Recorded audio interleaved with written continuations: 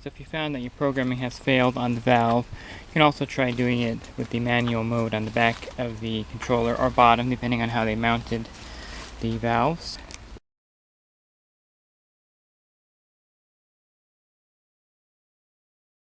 And there's a switch on the back. On one, which is usually the program, off is in the middle, and this is where you want to switch when you do the manual mode with the knob on top. And then there's on 2, which is the manual mode where it should turn it the opposite direction. If I flip that down, you can see the valve is actually turning now. And so on 2 usually is the manual override mode. It'll just turn the switch in the opposite direction that it's set at. So if it breaks down in this side, if you flip that switch, it should reverse it. Sometimes you'll flip these switches on accident, and you definitely want to go back in your backyard and turn it back to auto 1 on 1, and that'll turn the switch back. The valve back, I mean. So if you find this is not working and the motor is definitely dead, or the gears are not aligned properly, go ahead and do the trick with the nut on top, and you should be able to turn the valve that way until you get it fixed.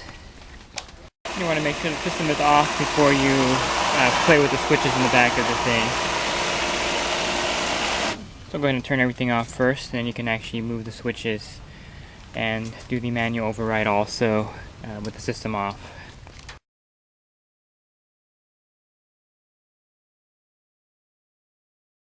If your Jandy actuator valve fails, what you can do is you can actually loosen the nut a little bit, and then you press down really hard, and that deactivates the motor. You can actually turn the handle either direction now by deactivating it that way.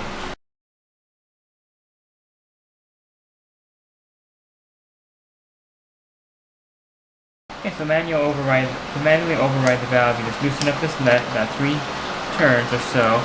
And you want to push down firmly, and you should be able to turn the handle now. And to re-engage it, you simply lock it back down, and now it's re-engaged. The motor is back activated.